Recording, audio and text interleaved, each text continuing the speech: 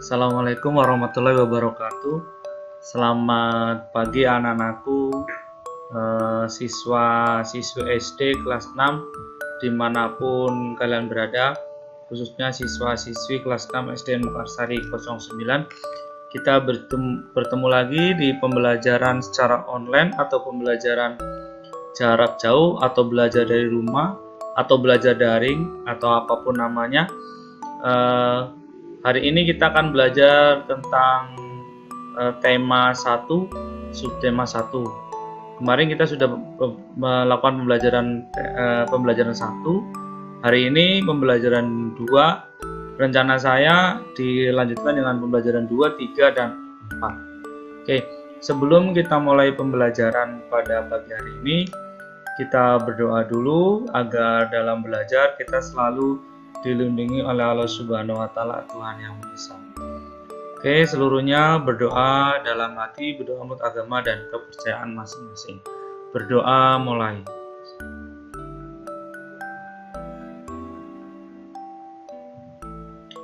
Selesai. Baik, anak-anakku semua, untuk mempersingkat waktu, kita mulai saja pembelajaran pada pagi hari ini. Tolong disimak baik-baik. Buku temanya disiapkan, jangan sampai ketinggalan, karena kita akan belajar tentang tema 1, subtema 1, pembelajaran 2, 3, 4 kemungkinan ya. Baik, kemarin kita sudah belajar tentang tanaman jagung ya. Kemarin kita sudah belajar tentang tanaman jagung. Sekarang di pembelajaran 2 ini masih berkaitan dengan tanaman. Untuk di pembelajaran 2 ini adalah bawang merah. Ya. Oke, ternyata di negara Asia Tenggara itu banyak tumbuhan yang dimanfaatkan untuk bahan makanan atau yang lebih sering kita sebut sebagai palawija. Ya. Selain untuk penyedap makanan juga digunakan sebagai obat. Mayoritas di wilayah Asia Tenggara itu tanamannya itu sama, ya hampir sama, tidak ada perbedaannya. Termasuk bawang merah, ya. Bawang merah itu selain digunakan sebagai bumbu dapur untuk masakan juga digunakan sebagai obat, ya. Kalau kita flu, kita iris bawang merah, ya, kita iris bawang merah, ditaruh di tempat, ditaruh di pojokan. Pada saat kita tidur itu bisa menyembuhkan kita dari flu atau demam seperti itu. Kalau di Jawa ya itu menyebut bawang merah itu biasanya dengan istilah brambang ya. Di negara Asia Tenggara juga terdapat bawang merah seperti di Malaysia, Thailand, Filipina, dan Kamboja dan negara-negara yang lain. Kalau di Indonesia, daerah penghasil bawang merah terbesar itu adalah di Kabupaten Brebes, Jawa Tengah. Kalau kalian yang orang tuanya berasal dari Brebes, atau mungkin kalian yang asli Brebes, kalian mungkin tidak asing lagi dengan bawang merah. Bawang merah itu khas dari Kabupaten Brebes. Baik, itu sebenarnya ada materi. Nah, di sini ada juga nanas ya. Di pembelajaran 2 itu masih di buku tema itu masih ada materi matematika. Kamu abaikan saja, nggak usah dibaca, nggak usah dipelajari, karena sebenarnya di kurikulum 2013 yang terbaru itu matematika itu terpisah dari tema. Kalau di buku tema ternyata ada materi matematika, diabaikan saja, nggak usah dipelajari. Tapi kita simak nih, ada nanas ya. Nanas juga banyak terdapat di wilayah Asia Tenggara. Di Indonesia juga banyak, di Thailand, Singapura, Filipina, Malaysia juga banyak nanas. Kalau di Indonesia, daerah yang terkenal penghasil nanas itu adalah daerah Subang dan Bogor. Makanya ada nanas Bogor, ada nanas Subang, kemudian ada nanas madu. Di Jawa Tengah juga ada nanas madu namanya. Namanya juga nanas madu, maka manisnya seperti madu. Oke. Ini ada materi matematika, kita abaikan saja, kita lengkapin saja, kita lewatin saja. Kita lanjutkan ke materi berikutnya. Ya, ini ada teks, kalian disuruh berdiskusi. Biasanya kalau pembelajarannya normal, kalian bisa di kelas itu, kalian melaksanakan diskusi kelompok dengan teman kalian. Mungkin dengan sebangku atau 3 orang atau 4 orang, bahkan bisa lebih. Kita baca aja. Di hari libur, Lani dan teman-temannya merencanakan untuk berkumpul di rumah Edo. Mereka berencana membuat minuman dari jahe. Ya, mereka akan mengolah jahe menjadi minuman sehat dan segar. Namun alangkah kagetnya Lani, Udin, Siti, Dayu, dan Beni, Edo ternyata sedang sakit. Ia batuk dan demam. Edo terbaring di tempat tidur. Saya perbesar ya biar kelihatan teksnya, oke? Lanjut. Mereka akhirnya bersepakat membuatkan wedang jahe untuk Edo. Di belakang rumah Edo banyak tanaman jahe. Edo sangat senang. Persahabatan mereka sangat indah. Mereka memiliki latar belakang yang berbeda, namun semangat tolong-menolong di antara mereka sangat tinggi. Bagaimana pendapatmu tentang sikap teman-teman Edo? Tulis pendapatmu pada kolom di bawah ini. Ya, jadi ini ada anak-anak yang bersahabat ya.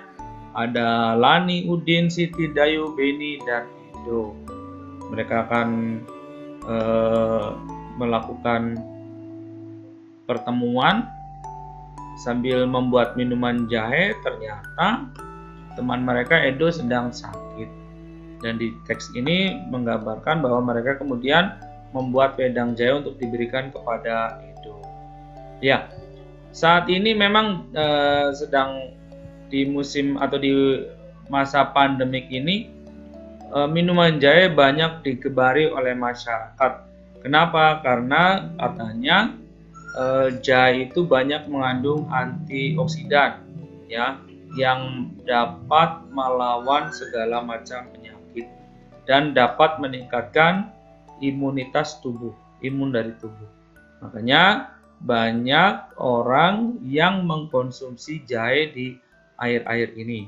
Karena banyak yang mengkonsumsi, otomatis harga jahe semakin meningkat. Oke?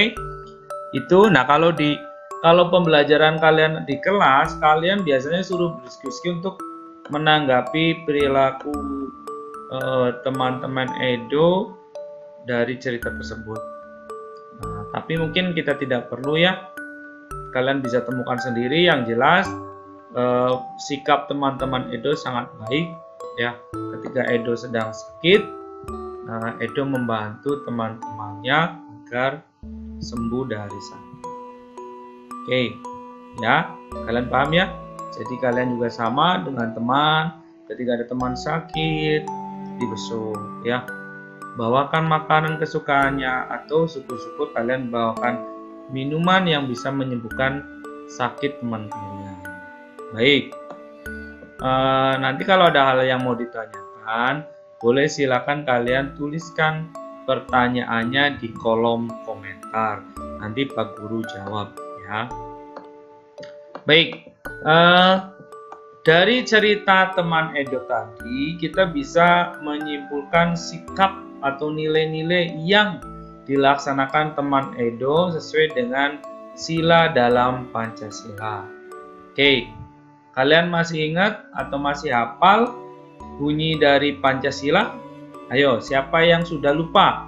Jangan-jangan karena kalian tidak pernah ke sekolah, kalian sudah lupa nih dengan bunyi Pancasila. Ya, baik. Boleh kalian baca lagi Pancasila, atau Pak Guru pandu kalian untuk membaca Pancasila ya. Kalian bisa ikutin Pak Guru. Pancasila. 1. Ketuhanan yang Maha Esa. 2. Kemanusiaan yang adil dan beradab. 3. Persatuan Indonesia. 4. Kerakyatan yang dipimpin oleh hikmat kebijaksanaan dalam permusyawaratan perwakilan. 5. Keadilan sosial bagi seluruh rakyat Indonesia. Ya, tentu kalian kangen ya mengucapkan Pancasila. Kapan biasanya kita mengucapkan Pancasila secara bersama-sama? Ya, betul. Kita mengucapkan Pancasila pada saat upacara bendera hari Senin. Baik, kita lanjut lagi. Jadi, sebentar ya, kita kembali. Kalau kita lihat dari perbuatan teman-teman Edo yang menolong Edo kemudian membuatkan wedang jahe, apa nilai yang diambil atau nilai apa dari Pancasila yang kalau boleh dibilang nilai Pancasila mana yang diamalkan oleh teman-teman Edo? Siapa yang bisa jawab? Oke, sengaja Pak Guru tidak akan jawab, silakan kamu tuliskan jawabannya di kolom komentar. Jadi, saya ulang lagi, Edo sedang sakit, kemudian teman-temannya datang, tadinya mau bersama-sama mempraktekkan pembuatan minuman wedang jahe, ternyata Edo sakit. Akhirnya teman-temannya membuatkan ramuan wedang jahe untuk diberikan kepada Edo agar Edo bisa sembuh. Nah, perbuatan teman-teman Edo itu mencerminkan Pancasila sila keberapa?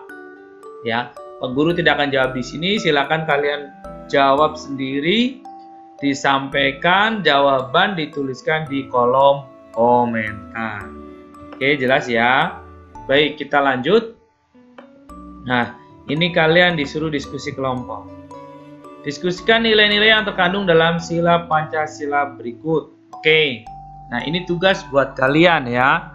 Kalian menjawab pertanyaan ini ya.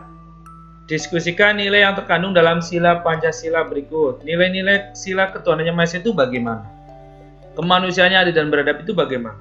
Nah, kamu jawab itu dua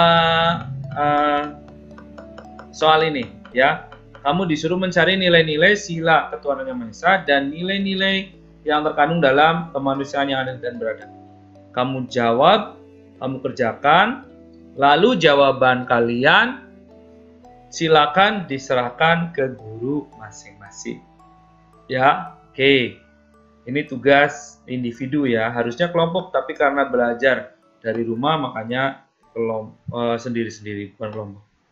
Harusnya presentasi di depan kelas, tapi karena kalian belajar dari rumah, makanya kalian tidak presentasi. Oke, di sini ada contohnya nilai yang terkandung dalam sila ketuhanan yang Maha Esa dan sila kemanusiaan yang adil dan beradab. Tapi Pak Guru minta untuk dua soal di atas itu kamu harus menjawab yang tidak sesuai dengan yang ada di sini, ya. Yang tidak sesuai, kamu cari jawaban yang tidak ada di halaman 24. Kalau di halaman 24 kan sudah ada nilai-nilai sila ketuhanan yang Maha Esa. Yang pertama, takwa terhadap Tuhan Yang Maha Esa. Yang kedua, toleransi dan penghormatan kepada agama atau kepercayaan lain. 3, kerukunan antar umat beragama. Nilai kemanusiaan yang adil dan beradab, persamaan derajat, menghargai hak asasi manusia, solidaritas antar sesama manusia, dan perdamaian. Itu nilai-nilai sila pertama dan sila kedua. Nah, tugas kalian mencari lagi nilai yang lain yang tidak sama dengan yang ini, ya. Yang tidak sama dengan yang ini kamu cari minimal satu sila satu deh. Satu sila satu. Jadi sila ketuhanan satu, sila kemanusiaan satu. Oke, tugasnya itu. Baik. Perhatikan gambar yang ada di monitor. Ya. Perhatikan gambar yang ada di monitor. Ini ada pemuka agama apa ini? Yang pakai peci ini? Ya, ini pasti Islam. Kalau yang sebelah, pakai pecinya seperti ini. Apa? Ya, ini agama Hindu. Kitabnya, kedua tokoh ini sedang memegang kitab. Kemudian yang ini apa? Ya, ini Buddha. Yang ini Islam. Oke, kemudian yang bawahnya. Oke, ini agama Islam, ini ada masjid, ini Kristen, ini ada gereja, ini Katolik, ada gereja. Kemudian ini Buddha. Buddha itu ada wihara, Hindu ada pura, dan Konghucu itu ada kelenteng. Ini tempat ibadah umat beragama. Ya, masih ingat? Ini apa?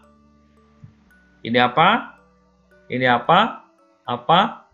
Ini apa? Ini apa? Silakan kamu catat ya. Tadi apa yang Pak Guru sampaikan. Nah, yang keempat, lihat. Lihat.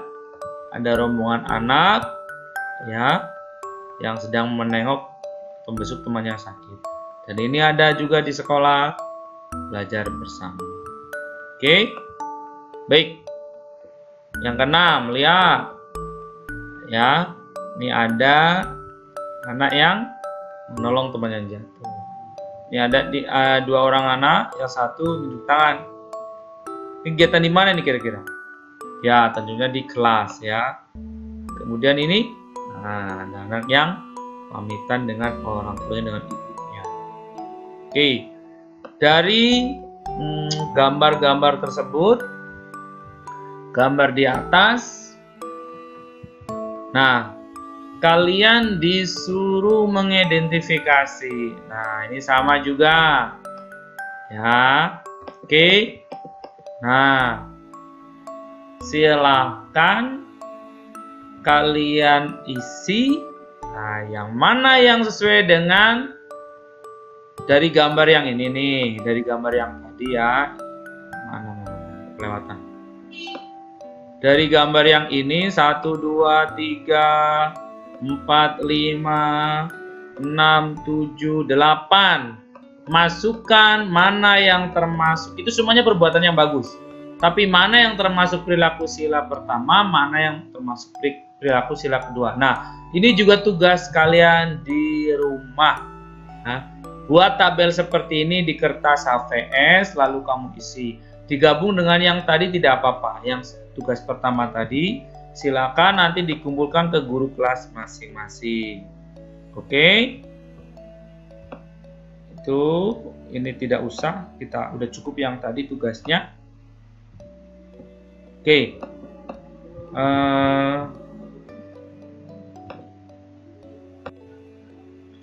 Oke, baik. Selain materi tentang nilai-nilai yang terkandung dalam Pancasila tadi, di pembelajaran 2 juga kalian akan belajar tentang patung. Ya, kalau kalian ketahui bahwa bangsa Indonesia itu terkenal juga keahliannya membuat patung. Kalian bisa lihat di Jakarta aja banyak banget patung ya. Ada Tugu Tani, ada patung Pancoran, patung kuda dan lain sebagainya. Ada patung Jenderal Sudirman, ya itu untuk mengenang jasa-jasa para pahlawan. Ada patung Soekarno-Hatta. Atau kalau kalian pernah berkunjung ke candi-candi ya, biasanya di candi-candi itu banyak juga patung raja-raja, patung dewa, seperti itu. Jadi bangsa kita itu dari dulu itu sudah pandai membuat patung. Nah, ini contoh aneka patung dari Tanah Liat.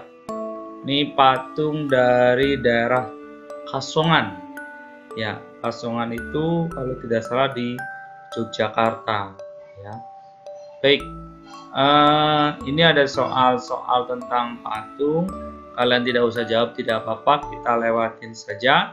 Nah, ini yang nomor 2. Apa saja keterampilan yang diperlukan untuk membuat patung tersebut? Ya, selain keterampilan dalam bidang seni, kemampuan untuk menggunakan teknik-teknik patung juga sangat diperlukan sekali. Jadi ada istilahnya memahat, ada membusir, kemudian ada mencetak. Itu teknik-teknik dalam membuat patung. Ya, ini ada contoh di sini proses pembuatan patung Nusantara dari Tanah Liat. Ya, jadi patung juga bisa. Oke, menurut bahannya patung juga kan macam-macam. Ayo, kalian masih ingat apa aja bahan membuat patung? Ya, ada kayu, ada tanah liat, ya, ada perunggu, bahkan ada yang dari lilin. Ya, di Hong Kong itu ada patung tokoh-tokoh terkenal di dunia, ada pemain bola, Cristiano Ronaldo, Lionel Messi, ada Barack Obama, bahkan ada patung presiden kita ya, Bapak Joko Widodo itu dibuatkan juga patungnya di Hong Kong, patung lilin namanya. Kalau di Eropa di musim salju, biasanya salju juga digunakan untuk bahan membuat patung. Ada juga yang dari semen yang disebut dengan gypsum, ya, semen putih itu. Oke, ya jadi Patung tanah liat dapat dilakukan dengan teknik cetak tekan maupun ukir. Cetak tekan dan ukir sebaiknya menggunakan tanah liat plastis. Jangan menggunakan tanah liat yang terlalu lembek, karena akan menyulitkan untuk memperoleh bentuk yang tepat, rapi, dan jelas. Tanah liat yang terlalu lembek akan lengket pada cetakan gips, sehingga sulit diangkat dari cetakan dan sulit untuk diukir. Jadi kalau membuat patung dengan tanah liat itu jangan terlalu lembek, ya, jangan terlalu lembek karena akan susah dibentuknya. Oke, itu tentang patung dari tanah liat. Ada juga patung lilin, ya, tadi saya udah bilang patung lilin atau plastisin. Membuat adonan plastisin dari tepung dengan langkah sebagai berikut. Jadi kalian bisa membuat adonan plastisin dari tepung. Bahannya 2 cangkir terigu, setengah cangkir garam, 2 sendok makan minyak sayur, 1,5 cangkir air hangat.